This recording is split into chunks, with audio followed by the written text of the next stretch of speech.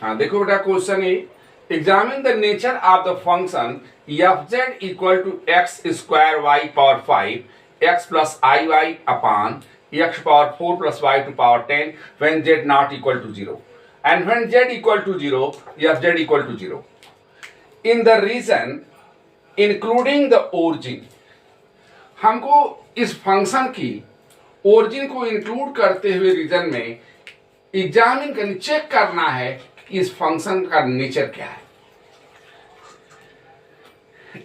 इसके पहले बेटा मैं फर्स्ट सेकंड लेक्चर में मैंने 5 क्वेश्चन ऐसे कराए थे जिसमें फंक्शन को एक ही बार में डिफाइन किया गया था और ये चेक करना था कि फंक्शन एनालिटिक है या नहीं।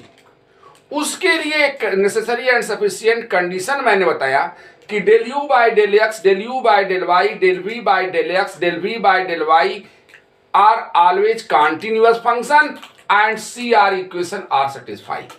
अगर ये दोनों कंडीशन फॉलो होती थी तो हम कहते थे कि फंक्शन एनालिटिक है या फंक्शन एनालिटिक नहीं है। ये पहले 2 लेक्चर में 5 क्वेश्चन इसी बेस पर सॉल्व किए गए। कल 2 क्वेश्चन मैंने सॉल्व किया, वो भी ऐसा ही क्वेश्चन था कि फंक्शन को 2 पार्ट में डिफाइन किया गया है, एक जब z 0 के बराबर नहीं है और दूसरा z 0 के बराबर है। और इसमें हम ये चेक करेंगे कि यह फंक्शन CR इक्वेशन को ओरिजिन पर फॉलो करता है कि नहीं।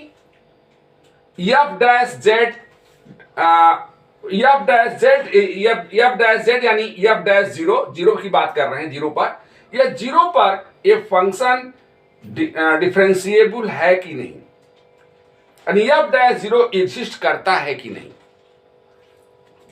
इसके लिए del you by del at origin पर del you by del X की वैल्यू, ये सब वैल्यू निकालने के लिए फार्मूले थोड़ा चेंज किए गए। कल भी क्वेश्चन में मैंने ऐसे किया था, आज भी उसी तरह किया जा रहा है। कल 2 क्वेश्चन थे और आज भी मैं क्वेश्चन बता रहा हूं, सेम टाइप के क्वेश्चन हैं ये। तो यहां फंक्शन से देखो, पहले एफ जेड की वैल्यू दे रखी है, इससे हमने u प्लस आई वी से कंपेयर करके u और v की वैल्यू निकाल लिया। यह उस केस में है जब z की वैल्यू 0 के बराबर नहीं है, और जब z की वैल्यू 0 के बराबर होगी तो u और v दोनों की वैल्यू 0 होगी। एट ओरिजिन पर हम del you by del x निकाल रहे हैं, जिसके फार्मूले हम पिछले लेक्चर में 2 क्वेश्चन में हम करके दिखाए थे कि del you by del x का फार्मूला एट ओरिजिन की बात कर रहे हैं, एक पॉइंट पर बात कर रहे हैं, तब ये फार्मूले होते हैं। ये फार्मूला लिखा हमने, limit x tends to 0 del u x 0 minus u 0 0 upon x। अब u x 0 की वैल्यू निकालनी है तो हम u की वैल्यू में x के प्लेस पर x और y के प्लेस पर 0 रख दिए तो वैल्यू इसकी 0 हो गई। और 0 0 ओरिजिन पर जब z 0 है तब तो u 0 है ही है, ये वैल्यू 0 है, तो 0 माइनस 0 अपॉन x जिसकी वैल्यू 0 हो गई। इसी तरह del u by del y की वैल्यू निकाले, limit y tends to 0 u 0 y minus u 0 0 upon y। फिर u 0 y को निकालना है तो यहां रखें, x के प्लेस पर 0, y के प्लेस पर y, तो ये 0 फिर हो गया, तो 0 पर वैल्यू 0 है ही है, माइनस 0 अपॉन y, कुल मिलाकर 0 रह गया। इसी तरह del v by del x के साथ डेल v वैल्यू निकाला, del v by del y की वैल्यू निकाला, और ये देखने को मिला कि del u by del x del u by y del y के बराबर है और del u by del y minus del v by del x के बराबर है, यानी CR इक्वेशन सेटिस्फाई होता है ओरिजिन पर। ये चीज हम इसमें प्रूफ हो गई। ऐसे ही पिछले दोनों क्वेश्चन भी सॉल्व कराए गए हैं। अब f डैश 0 की बात करने जा रहे हैं। f डैश 0 का फार्मूला नोट कराया गया था, पिछले क्वेश्चनों में भी इसी तरह यही फार्मूला दिया गया है, limit z tends to 0 f z minus f 0 upon z। f z की वैल्यू हमने लिख दिया, u प्लस आई यहां दिया है, f z की वैल्यू दिया, उठा करने यहां रख लिया, माइनस f 0 की वैल्यू ये भी गिवन है 0 अपॉन z लिखना है तो z को 1 upon x plus i y कर दिया। z टेंड्स टू 0 का मतलब x tends to 0 y tends to 0, और x प्लस आई वाई से प्लस आई वाई कैंसिल हो गया, ये 0 हट ही गया। वैल्यू हमारी क्या मिली, x square y power 5 x power 4 plus y power 10। ये f डैश 0 की वैल्यू मिल रही है। अब हमने कल दोनों क्वेश्चनों में इस बात को बताया था कि ये एफ डैश जीरो की वैल्यू एग्जिस्ट करेगी या एग्जिस्ट नहीं करेगी, यह डिपेंड करेगा कि इसकी वैल्यू डिफरेंट डिफरेंट पाथ पर डिफरेंट डिफरेंट है या सेम है। अगर सेम आती है तो एफ डैश जीरो एग्जिस्ट करेगी, अगर से अब डिफरेंट डिफरेंट आएगी तो हम कहेंगे कि एफ डैश जीरो एग्जिस्ट नहीं करता है। अब हम डिफरेंट डिफरेंट पाथ पर इसकी वैल्यू चेक करने जा रहे हैं।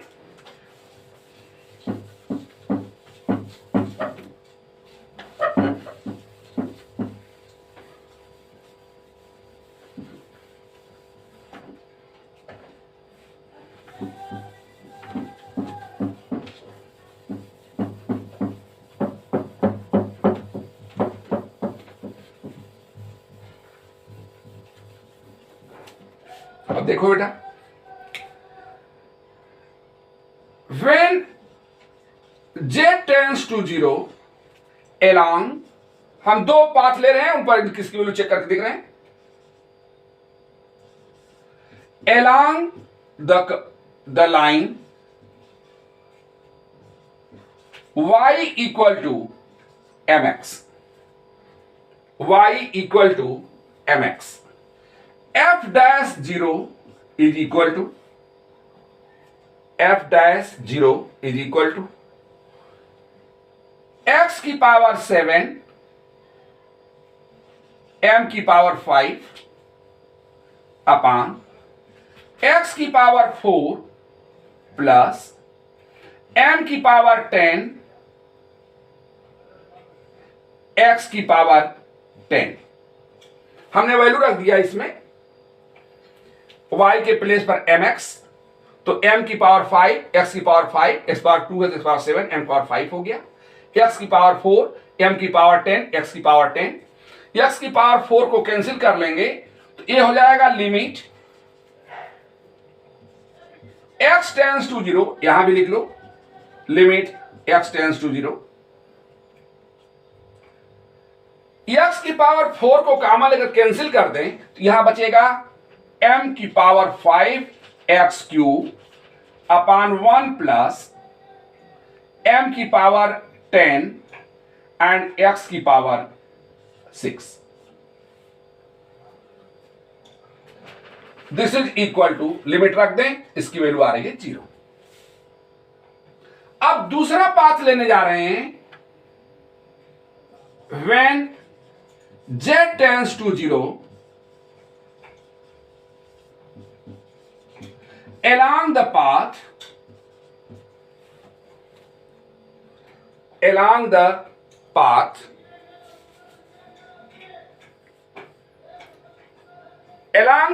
y to power 5 equal to x square, we have limit x tends to 0, रखो इसमें वैल्यू y पावर 5 को x स्क्वायर, ये हो गया x to power 4 upon x to power 4 plus x to power 4 equal to limit x tends to 0 x की power 4 upon 2x की power 4 equal to 1/2। क्या मिला हमें कि f डैश 0 की वैल्यू डिफरेंट डिफरेंट पाथ पर डिफरेंट डिफरेंट आ रही है, therefore f dash 0 does not exist.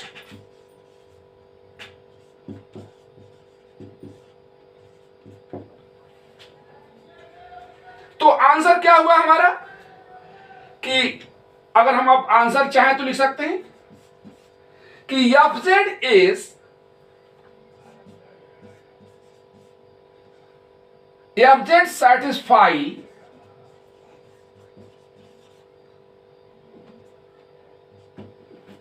CR equation at z equal to 0, but it is not analytic. It is, but it is not analytic at z equal to 0. ये हम किस base पर कहते हैं कि analytic नहीं है? वही जो कल मैंने बताया था कि डिफिनीशन पर हम जाते हैं और डिफिनीशन में ये कहा गया कि कोई फंक्शन किसी पॉइंट पर एनालिटिक है कि नहीं है, ये डिसाइड होता है कि उस पॉइंट पर वह फंक्शन डिफरेंशिएबल है कि नहीं है। एनालिटिक होने के लिए वह फंक्शन उस पॉइंट पर तो डिफरेंशिएबल होना ही चाहिए, उसके नेबरहुड पर भी डिफरेंशिएबल होना चाहिए।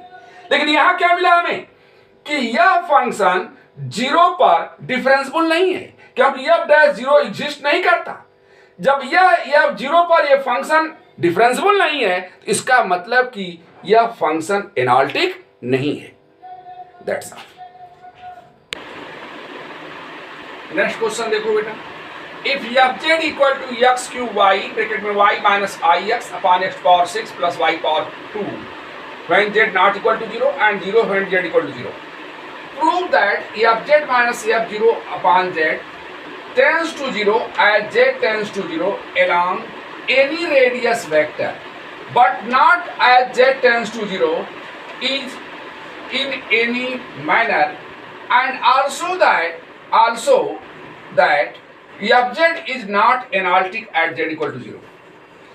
यानी इस क्वेश्चन में हमें क्या क्या प्रूव करना है, कितने पार्ट हो रहे हैं ये ध्यान दो। इन्होंने कहा कि इसकी value when z tends to 0 along the radius vector होने पर 0 होती है, और किसी और डायरेक्शन में ये 0 but not as z tends to 0, और दूसरे डायरेक्शन में ये 0 नहीं होती है। इसके बाद एक चीज और प्रूव करने के लिए कह रहे हैं कि f z इक्वल टू 0 पर एनालिटिक नहीं है। 3 पार्ट है क्वेश्चन के। यहां जो इन्होंने कहा कि fz minus f0 upon z tends to 0 as z tends to 0, ये f डैश 0 नहीं है क्या? यही तो फार्मूला हम f डैश 0 के लिखते हैं। तो हम सॉल्यूशन यहां शुरू कर रहे हैं। Limit z tends to 0 fz minus f0 upon z is equal to, हमने fz की वैल्यू रख दिया फंक्शन से, f0 इक्वल टू 0 दिया, वो रख दिया, इंटू अपान z होता है तो into 1 upon x plus i y कर दिया। 0 माइनस करने कोई फर्क नहीं पड़ा, इतनी वैल्यू आ गई। और x प्लस आई वाई से x plus i y cancel हो गया। यहां से माइनस आई को कॉमन लिया गया और कुछ नहीं, माइनस आई कॉमन लेके आई एक्स को मल्टीप्लाई कर देखो, ये चीज आ जा रही है। तो x प्लस आई वाई से x plus i y cancel हो गया, ये पार्ट बचा। अब f डैश, इसी को हम f डैश z कहते हैं, हम इसलिए इसको f डैश z यहां लिख दिए कि f dash z when z tends to 0 along the radius vector y equal to mx, y equal to mx ये लाइन का इक्वेशन है, इसी को रेडियस वेक्टर भी कहते हैं। when along the radius vector y equal to mx we have, इसमें वैल्यू रख दो, लिमिट x tends to 0, y के प्लेस पर अगर mx रख दें तो माइनस आई एम एक्स की power 4 upon X power 6 M square X square, X square को कॉमन लेकर ऊपर नीचे से कैंसिल कर सकते हैं, तो minus I M X square upon X की power 4 plus M square, X की वैल्यू 0 रख देंगे तो वैल्यू 0 हो गई। तो इनका पहला पार्ट आपका एक प्रूफ हो गया कि fz minus f0 upon z tends to 0 when z tends to 0 along any radius vector, m के लिए कोई ले लें, हम कोई रेडियस वेक्टर ले लें तो ये वैल्यू हमेशा 0 ही आएगी। दूसरा पार्ट इनका है कि दूसरे डायरेक्शन में अगर कहें तो हमने दूसरा डायरेक्शन भी एक ले लिया, f dash z when z tends to 0 along the curve y equal to x cube, we have, फिर वैल्यू रख रहे हैं इसमें, तो when x लिमिट x tends to 0 minus i x to power, value रखो यहां बेटा y की प्लेस पर x क्यूब, तो x power 6 upon x power 6 plus x power 6 common लेकर कैंसिल कर लो, कॉमन कैंसिल कर लिया तो माइनस आई अपॉन 2 आया। तो इससे क्या प्रूफ हो गया? इनका सेकंड पार्ट प्रूफ हो गया कि दूसरे डायरेक्शन में यानी रेडियस वेक्टर को छोड़कर किसी अदर मैनर अगर हम इसकी वैल्यू फाइंड करें तो ये 0 के इक्वल नहीं आता है। और तीसरी बात इन्होंने एक पूछना चाह रहे थे कि ये फंक्शन fz 0 पर एनालिटिक है कि नहीं। हम पिछले 2-3 क्वेश्चनों में हमने ये देखा है कि अगर f डैश z एग्जिस्ट करता है या नहीं करता है, यह डिपेंड करता है कि एफ डैश जेड की वैल्यू डिफरेंट डिफरेंट पाथ पर डिफरेंट है या सेम है। यहां वैल्यू डिफरेंट आ रही है, इसका मतलब एफ डैश जेड एग्जिस्ट नहीं करता। तो हम यहां कह सकते हैं from 1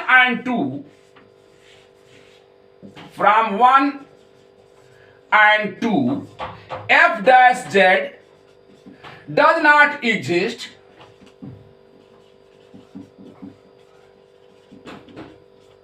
at z equal to 0, equation 3। अब इन्हीं तीनों इक्वेशनों से हमारे तीनों आंसर हो गए। इसको हम आंसर लिख दे रहे हैं, इसको मिटा करके हम अब कह सकते हैं पहले इक्वेशन से कि आंसर लिख सकते हैं इसका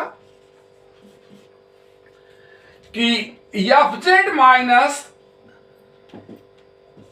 F zero upon z tends to zero as z tends to zero along any radius vector,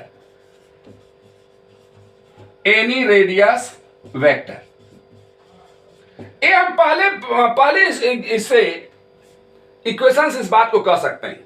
और दूसरे से क्या कह सकते हैं? दूसरे से कह सकते हैं कि it is not equal to 0 from 2 we can say f z minus f zero upon z is not tends to 0 along any other direction।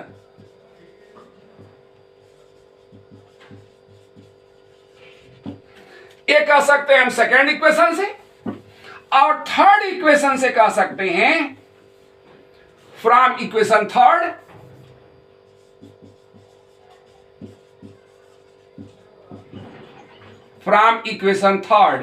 We can से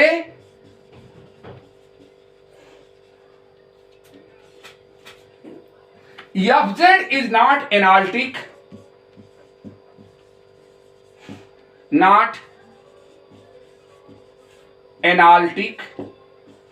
एट z इक्वल टू 0।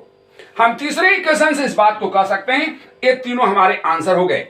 ये एनालिटिक नहीं है, हमने कह दिया है किस base पर कि एफ डैश जीरो एग्जिस्ट नहीं करता है, यानी जीरो पर एक फंक्शन डिफरेंशिएबल नहीं है, इसलिए एनालिटिक नहीं है।